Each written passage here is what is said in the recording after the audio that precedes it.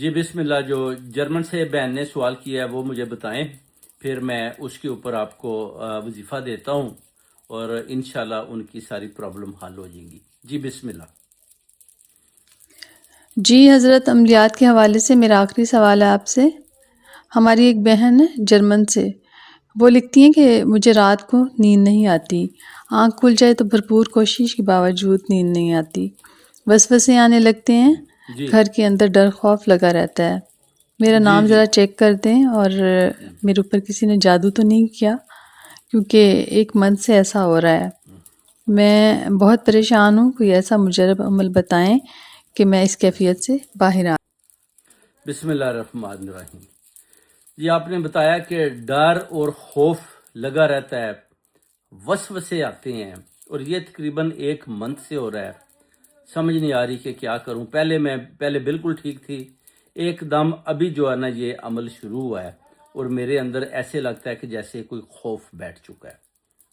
تو کوئی فکر کرنے کی ضرورت نہیں ہے. انشاءاللہ یہ جس نے بھی آپ کے اوپر تعویذات کی ہیں، الٹے کیے ہوئے ہیں، اور اس کے لیے آپ نے ایک عمل پڑھنا ہے. ایک میں آپ کو تعویذ دوں گا، اس کو دم کر کے میں آپ کو دوں گا. اس کو آپ نے دم کر کے انشاءاللہ پانی میں آپ نے ڈبو کے وہ پانی پی لینا ہے. اس کے بعد جو آپ کو وسوسے آتے ہیں، برے برے خیالات آتے ہیں کہ جیسے ڈر اور خوف دل کے اندر ہے، رات ہوتی ہے تو وہ وسوسے دوبارہ آتے ہیں، وہ ختم ہو جائیں گے.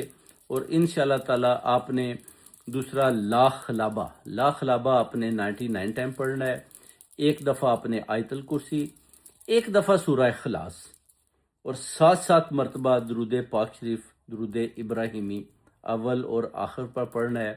با وضو طریقے کے ساتھ نماز عشاء میں آپ نے یہ پڑھنا ہے، اور یہ چلا ہوگا 40 دن کا. انشاءاللہ آپ دیکھیں گے کہ ڈر خوف تو دور دور تک بھاگ دے گا.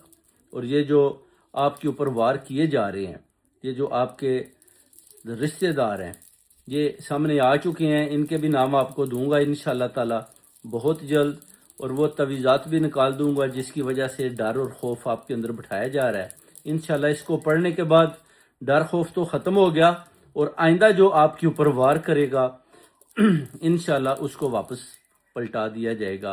اور یہ آپ کو ایک نقش بھیجوں گا، آپ نے اس کو فریم کر کے گھر میں لگوانا ہے. اس کے علاوہ ایک اور تعویذ آپ کو میں بھیجوں گا، اس میں آپ ہدیہ دیں، ایک کالے بکرے کا ہدیہ دیں، حضرت پیر بابا سید صدر الدین پر چڑھاوا چڑھائیں. اس کے بعد اس کے خون سے ایک تعویذ آپ کو لکھ کر دوں گا انشاءاللہ، وہ آپ اپنے پرس میں رکھیں. آپ گھر سے باہر بھی جائیں گے، آپ کے اوپر کسی